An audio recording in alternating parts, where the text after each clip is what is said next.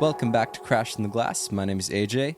We are 2 games through the NBA Finals, and we have a tied series. Indiana stole Game 1 from the Thunder, ripped the rug right out from under their feet, and got in the getaway car and drove away with that win. Incredible comeback from them in the final minutes of that one. Down 15 in the fourth quarter, doesn't matter. Indiana just finds a way every single game to have these just magical, insane comebacks. I mean, I feel like Indiana, what they have done in this playoff run, you have to reconsider what a safe lead means in this league now with what they're doing, because it's just incredible the amount of improbable comebacks that they have had. I mean, the probability of winning reports or the models or whatever that show like, okay, a team has a 95% chance of winning.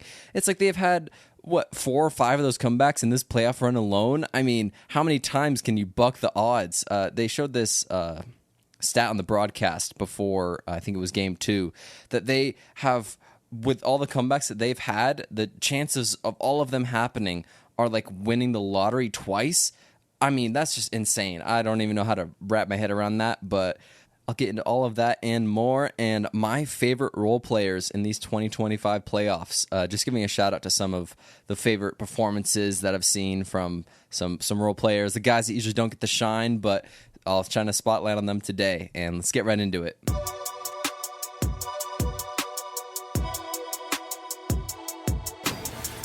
The Thunder and the Pacers are heading back to Indiana tied, a game apiece, and Indiana has got to feel great about themselves being tied in this series, considering how much of underdogs they were coming into it, just to steal game 1 and to get that one out of the way to show, hey, we're here, we can compete with this Thunder team.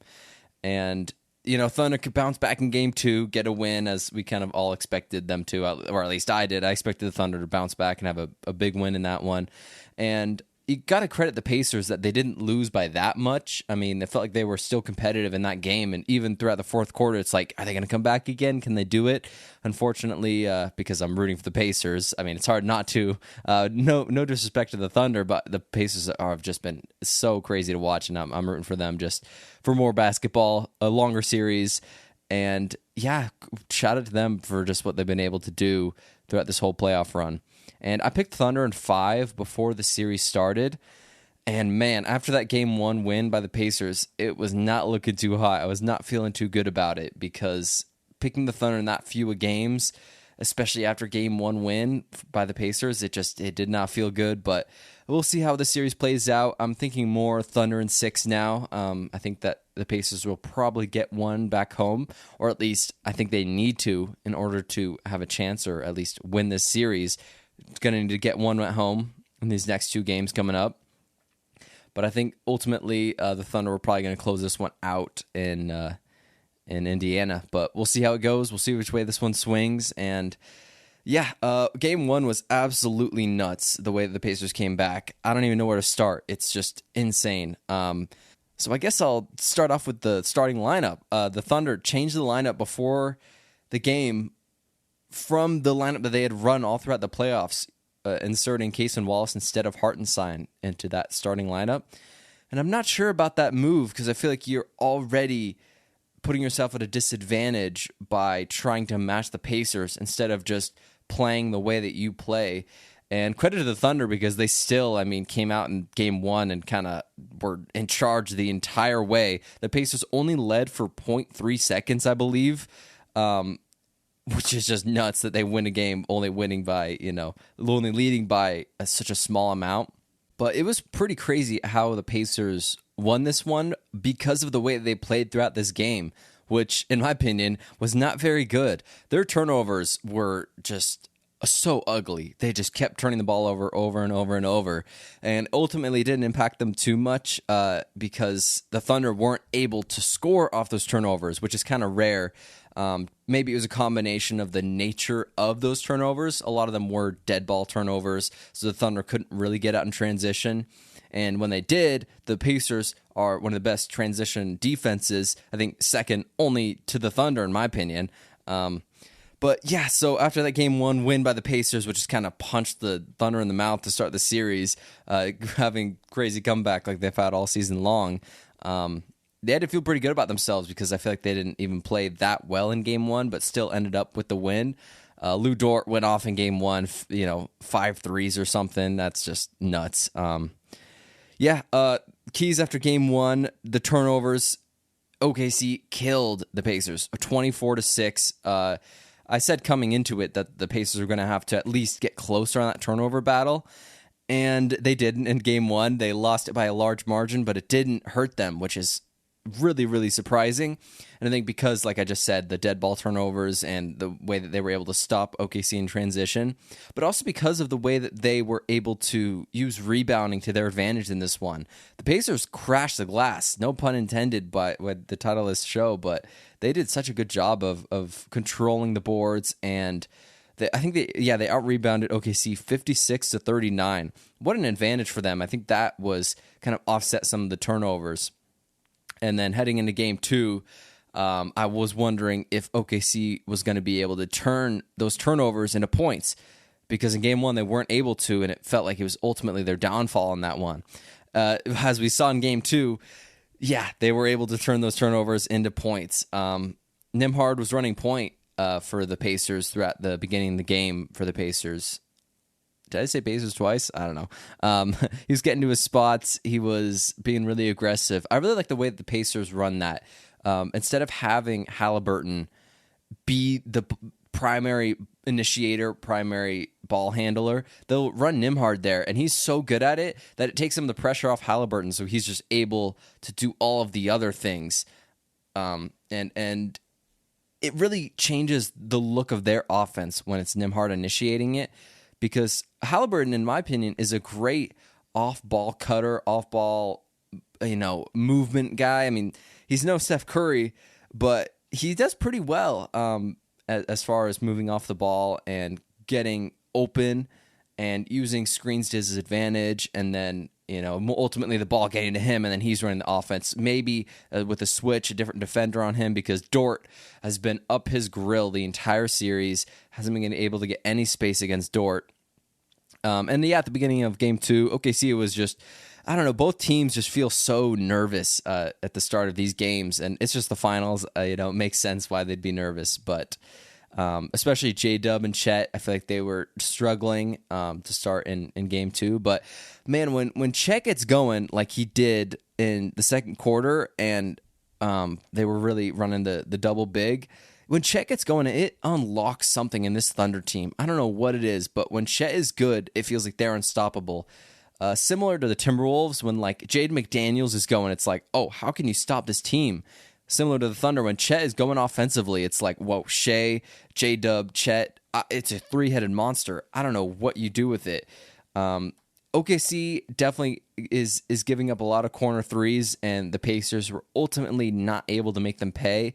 They gave up a lot in that first quarter. Pacers couldn't even match them in the first, and it was kind of their ultimately led to their demise in this one. The second quarter, the Thunder really blew out that lead. They were playing like the Thunder. I feel like throughout 5 quarters in game one and the first quarter of game two, the Thunder weren't playing like the Thunder. I expected them to look more like themselves earlier, and maybe that was the lineup change. Maybe it's the finals. Maybe they're nervous. There could be so many different reasons for it, but ultimately I think that they really found their rhythm, found their offense, found their groove in that second quarter, and then looked like, oh, how much can they blow out this lead by after they got up quite a bit. Their defense was totally locked in. They had quite a bit a lead going into the third quarter after the second, and the Pacers were just unable to make threes, and I feel like that was ultimately the game. If the Pacers can't make threes, their offense just looks so stagnant, not a whole lot you can do with it. They were only shooting 30% from three at halftime, and that number's got to be at least closer to 40. When the Pacers are closer to 40%, 50% from three, which is a huge ask getting to 50, but when they are, because they have done it before, that is when you can take down a team that is as versatile defensively as the Thunder, because they give up those threes to you, and especially in the corners, and I think the Pacers made a lot of those in game one, especially in their comeback, and they're going to need to continue to do that in order to win this series. The Thunder really, really were packing the paint on the Pacers. The difference in paint points was crazy, especially at halftime. It was 12-26. I mean, there's no way the Pacers are going to be able to win a game if they can only score 12 points in the paint. I mean, that's not considering the fact that they were getting some free throws as well. but just field goal attempts in the paint, it was down quite a bit from game one even.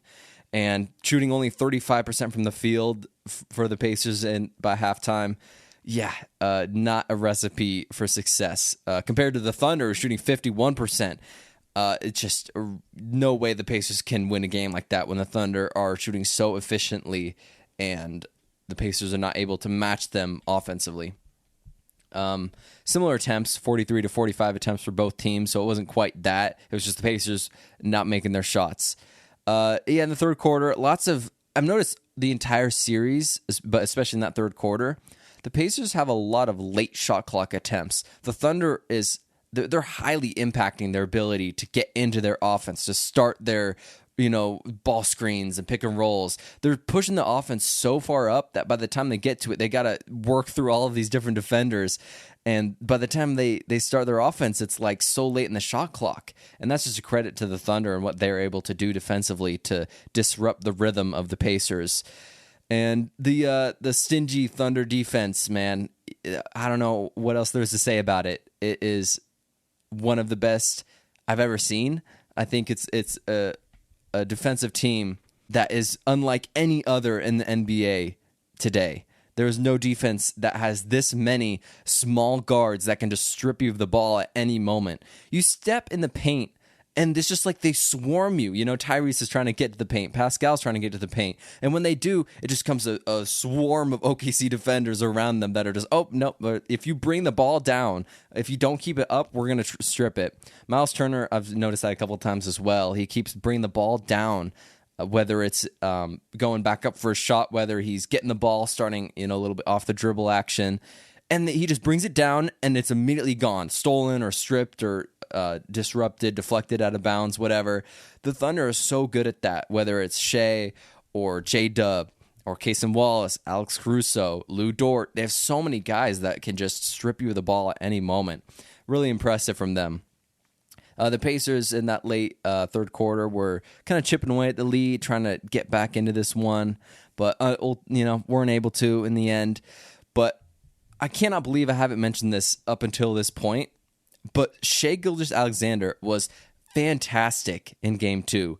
What a masterclass performance from him in efficiency, in just all of the areas that you could ever want from your superstar MVP player. He stepped up. That is a perfect Shai game, in my opinion, or at least as close as you can get by this point in the season, because nobody's perfect, but Shai got pretty much as close as you can to perfection with his Game 2 performance. I know that's a high pedestal to put him on, but he really, really had a fantastic game, getting to his spots, and he just felt unstoppable at certain points. They don't have anybody that they can throw on him to truly stop him, because Andrew Nembhard is a fantastic and really, really versatile defender, and he has done a good job of guarding Shai. I think he's done a good job. Maybe not a fantastic, not a great job, but he's done a good job.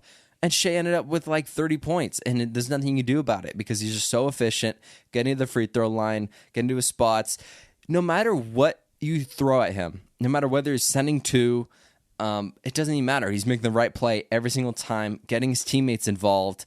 And when he is clicking, when Chet's clicking, this Thunder team, it is hard to beat them. But I think the Pacers have the personnel to do it. The Thunder, which has played like such a well-oiled machine by this point in the season, that when they get in their rhythms and they get in their bag, there's not much you can do to stop them. They're one of the best teams, in my opinion, at just gambling for steals, because they're so quick and they know that everyone else around them they can rely on. Every single person on that court on the Thunder side defensively, they can just trust completely, so that if they gamble for a steal, they know that, okay, these guys, they got me. They can back me up. I don't know any other team that's like that, where they can have that much risk versus reward, where it feels like it pays off more than not when they're gambling. And Aaron Wiggins had a huge game too. Bench points were really a difference in this one, because the Obi Toppin, TJ McConnell had a good game, but overall it just didn't feel like a huge Indiana Pacers bench game. And it ultimately was the Thunder's night, and I kind of expected that going into it, with just the way that it was set up after losing Game 1, after leading for 47 minutes and 59 seconds and then they lose the game. It's like, wait, that doesn't make any sense. But it happened. I mean, that Halliburton shot is going to live in my mind forever just because of the magnitude of the moment, and just it's just a legendary shot. I don't know how else to put it. It's really truly a special moment. Indiana only lost the turnover battle in game 2 by 2. They only lost it by a couple, and the Thunder felt like they were in charge the entire game. So Indiana kind of got closer on that margin, but it didn't even matter in this one because of all the other ways that they were not able to dominate. I mean, the rebounding disparity between game 1 and game 2 is pretty stark because Indiana dominated the boards in game 1, but then they lose it by not that much, but just the fact they lost the rebounding battle in game 2 by 2, 48-50, really is a sign that they have to dominate the boards in this series. My questions for Indiana is, what can they do? How can they respond after this Game 2 Oklahoma City win? I've got a couple notes for them. Maybe changing up their defense a bit. I'm just a fan of the game. I don't have any kind of expertise. I just like to follow the game and give my thoughts and opinions. But I think they could throw it a bit of zone. I mean, it just seems like they're really stagnant defensively. They're not doing a whole lot of interesting movements. They're kind of running the same sets over and over on man, and it's been somewhat effective, but I think with this Thunder offense, sometimes you just got to throw different things at them. I think if they throw some zones, some different unpredictability, because zone has been effective against the Oklahoma City Thunder. We saw that in the second series against the Nuggets. The Nuggets ran a lot of zone, and it just threw them off the rhythm. If nothing else, the zone makes them think. And if you can make them think, you can slow them down. And if you can slow them down, then maybe you could get a bit of momentum defensively. And I don't know, maybe they could make a bit of a stand on that end, because in Game 2, I feel like the Thunder could kind of get whatever they wanted to offensively. And that was not the case in Game 1. It felt like the Pacers did a good job defensively, but you can't keep doing the same thing in a 7-game series over and over. The teams figure each other out, find moves and counter moves, and it kind of reminded me of the starting lineup change for the Thunder in Game 1 when they started Case and Wallace instead of Hartenstein. I mentioned that earlier. But it's like, why show your hand that early? If you want to run a small ball, you can save that for a Game 3 or Game 4 lineup change. But they immediately transitioned to that off the jump, and obviously they're probably playing a similar amount of minutes, Wallace and Hartenstein, but at the end of the day, what do I know? I'm just a fan. I just like watching basketball. I give my thoughts and opinions on here, but I'm by no means a basketball expert. I have a very basic level of understanding compared to Mark Daignault. This is the best analogy I can come up with.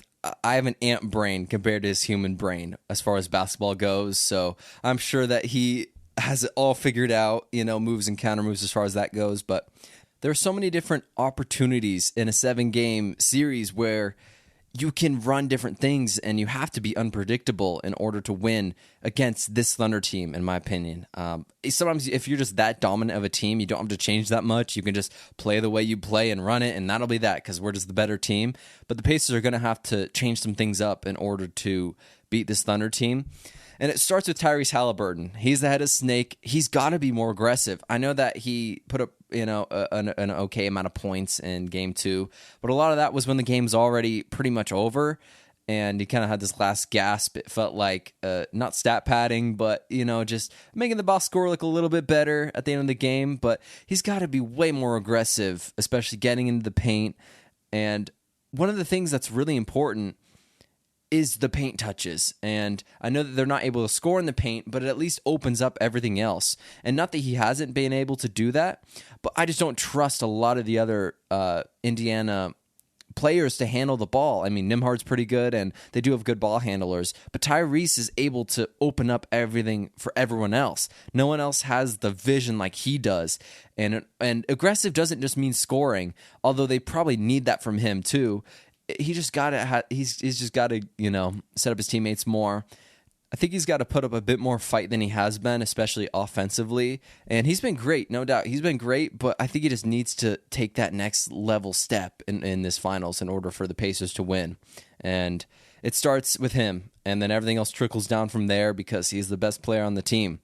They've got to rebound more aggressively too. We saw that in Game 1 that they were able to sustain themselves because of their rebounding. And I don't know what happened in game 2 that they weren't able to grab boards, but they've got to be so much more aggressively on that end. And I feel like the Thunder were just getting every single 50-50 ball in game 2, and Pacers have to level that gap and close that margin. Pascal Siakam and Obi Toppin were not great in game 2 efficiently-wise, shooting the basketball. Pascal Siakam was 3 for 11. Obi Toppin was 1 for 8 and 1 for 5 from 3. I expect them to take a step up, and they're going to need to if they want to win game 3. And I think Indiana has to win game 3 and head back to OKC tied at the bare minimum. If they lose game 3, they've got to win game 4. They've got to win one of these two at home in order to win this series. Because if the Thunder smell blood, and if they know that they're going to be up 3-1 heading back home for game 5, I just don't like the Pacers' chances in that case, because the Thunder are so good at just closing out teams in games and in series. I think they have had such a dominant season, and you can't open the door for them to close out this series at home, because that's just I like the Thunder's chances in that one a lot. If they go back home 3-1, I think they would end up being a 5-game. Pacers get the 1 and then they lose 4 straight. But I really do. I mean, I've been rooting for the Pacers, and I have faith in them. I think the Pacers can at least get 1 at home, make this a series, get it tied up. But the Thunder are just so good that it's hard to bet against them in a 7-game series. And it makes me think, like, going forward, they're going to be a dynasty. I don't know what's going to happen in the offseason with all the other teams, but it doesn't even matter because of how good the Thunder are. It's like they're the new benchmark for the NBA. They're the top dog, and you're going to have to dethrone them in order to win, because they have been extremely dominant this season, and they're going to continue to be with the way that their cap sheet is looking and with the players they have on their roster. I mean, Shea, J-Dub, Chet, Hartenstein, Caruso, all these guys are going to be there next year, and they can just run it back, and I don't know any team that is going to stop them. Even if a team makes a huge trade, I know there's Giannis talks, KD talks. I don't know. I don't think Giannis is getting traded. I'm of the opinion that Giannis is probably going to stay in Milwaukee, but who knows? But KD is probably getting traded. And if KD's getting traded, it's like, where is he going? Does he make them a championship contender?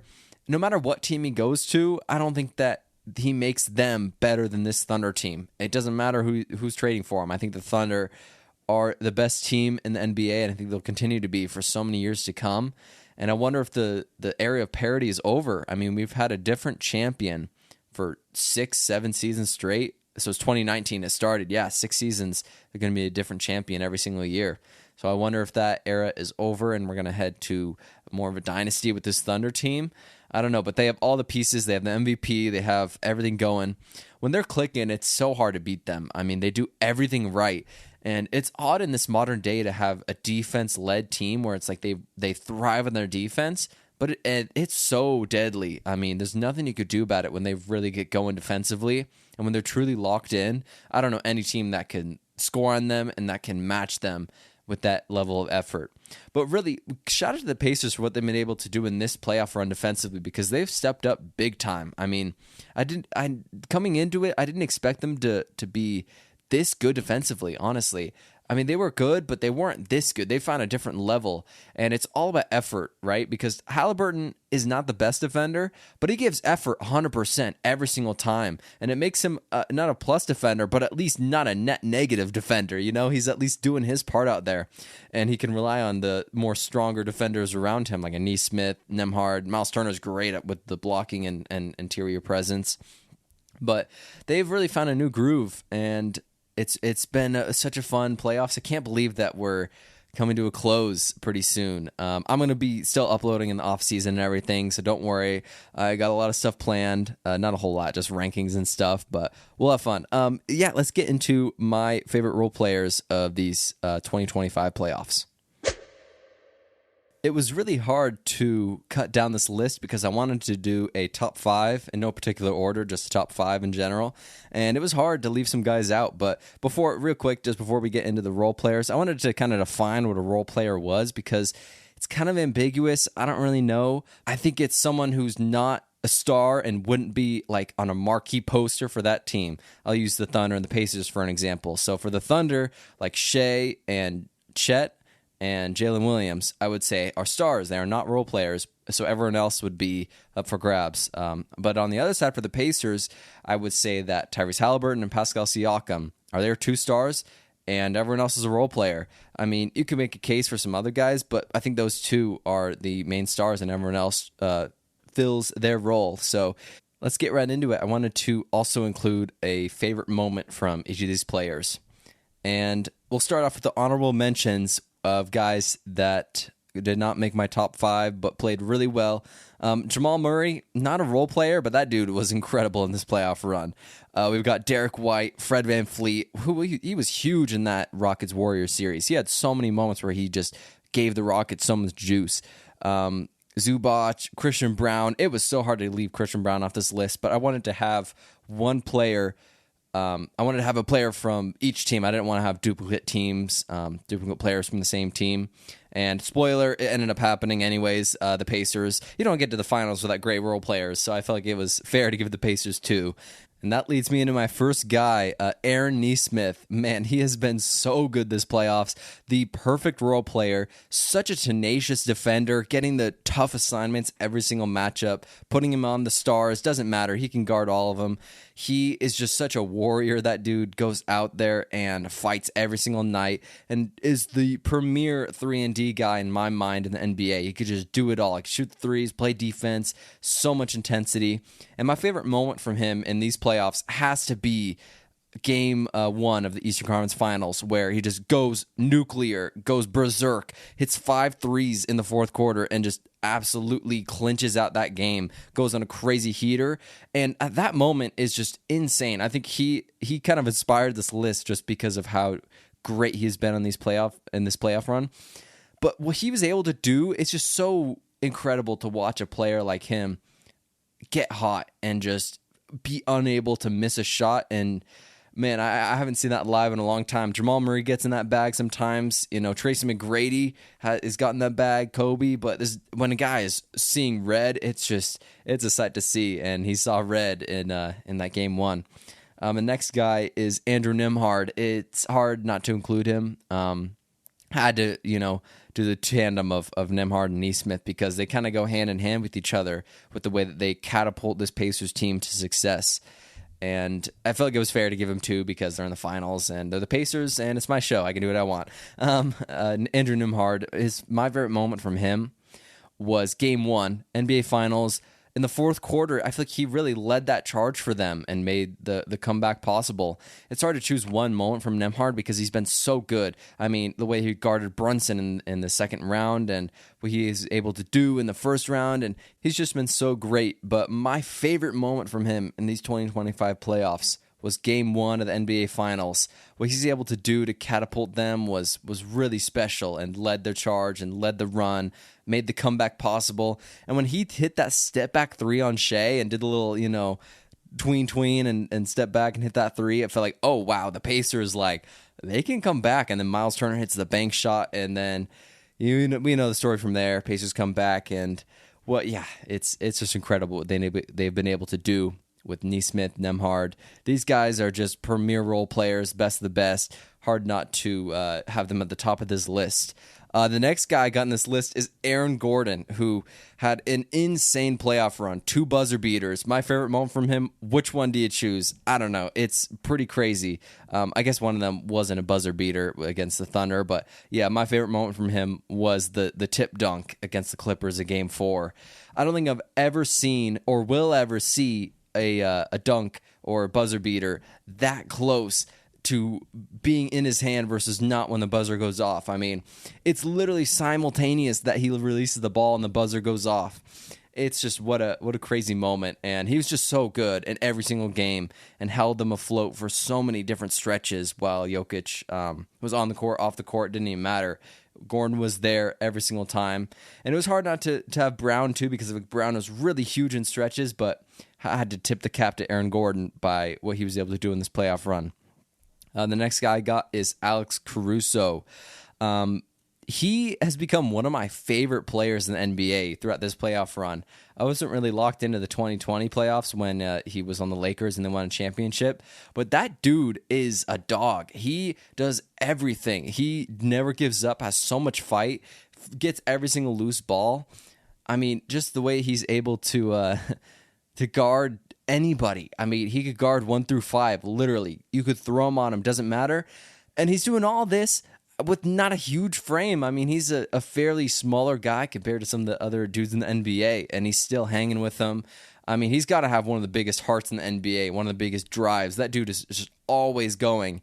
And yeah, he'd be a starter on any other team, I think, but this Thunder team. But my favorite moment from him has got to be guarding Jokic in Game 7 of against the Thunder. Throwing a guy like Alex Caruso on Jokic is crazy in a Game 7, but Caruso didn't even let him get the ball. He just said, nope, I'm going to deny. You're not getting the ball. And he did a fantastic job of guarding Jokic, which is one of the biggest asks defensively of a player is to say, hey, go guard Jokic in a Game 7 in a chance to go to the Western Conference Finals. And Alex Caruso stepped up big time and really guarded Jokic extremely well. And if he can guard Jokic, he can guard anybody because Jokic is so skilled, so versatile. He can do it all, and he just didn't even let him get the ball throughout stretches of that game. And ultimately, I feel like that was a huge factor in the reason that the Thunder beat the Nuggets. The last guy I got on my favorite role players list is Mitchell Robinson. He was so big in this playoff run for the Knicks, doing all the little things, doing the rebounding, the defense, the physical defense, getting some offense going too in certain games. Just the perfect role player to have on a team. And because he was absent in the previous playoff run last year, it was felt significantly watching this playoffs like, oh, wow, they did not have this the previous year. They did not have a guy like Mitchell Robinson. And Hartenstein was great, and Cat's great, but Mitchell Robinson just brings a different feel, especially when you're running a double big with Cat and Robinson, which they eventually elected to run with in the last couple games, switching up their lineup, and ultimately they lost, but Mitchell Robinson has so many huge moments. What a monster on the glass. That dude is insane. He's an offensive rebounding machine. He just gets boards, and there are certain moments where it felt like, can we keep him off the glass? And the answer is no. He is unstoppable. My favorite moment from him in this playoffs was Game 5 versus Detroit, where he had 13 rebounds. 13 points, 11 rebounds, 8 offensive rebounds in 23 minutes. 8 offensive rebounds, 23 minutes. I don't even know, 62% from the field. And what an impressive run from him. I mean, he averaged 7 rebounds per game. 4 of those, almost 4, I'm rounding up, 3.7, but we're rounding up for him. 4 offensive rebounds a game in 20 minutes. That's just insane rebounding. I mean, when you have a guy like that can just clean up possessions completely and just shut down the other team from getting going and getting rebounds and moving out in transition, it's really huge. They ended up losing that Detroit game, but he made a huge impact, and especially in other games. It was hard to find a defining moment for Mitchell Robinson, but I feel like that one really stood out to me. Hope you all enjoyed the episode. If you did, rate it 5 stars, and I'll be uploading every Monday night. This one's on Tuesday. I don't know why last time I thought the game was on Monday, so I was going to do it on Tuesday, but I said Tuesday, so I did it on Tuesday. Back to regular schedule next week, and yeah, if you want to follow me on Instagram, it's Crash in the Glass Pod. And I can't wait to watch these NBA Finals as they unfold. And there's so much time in between games that I feel like there's not as much coverage to do, not as much to talk about. But it's been really fun to watch these playoffs. And I've been tuning into the hockey playoffs, the NHL playoffs, and the finals. And wow, what a series. I mean, that's been really electric. I don't know anything about hockey, just started tuning in these finals. But man, it has been really crazy. I've really enjoyed watching that. I'll be back next week with more NBA Finals coverage, and I'll be uploading all throughout the offseason, rankings, grading. So even the NBA season is going to be over, I'll still be doing it. So tune in here. This is a little bit of a shorter episode, but that's all I got for today. Until next time, peace.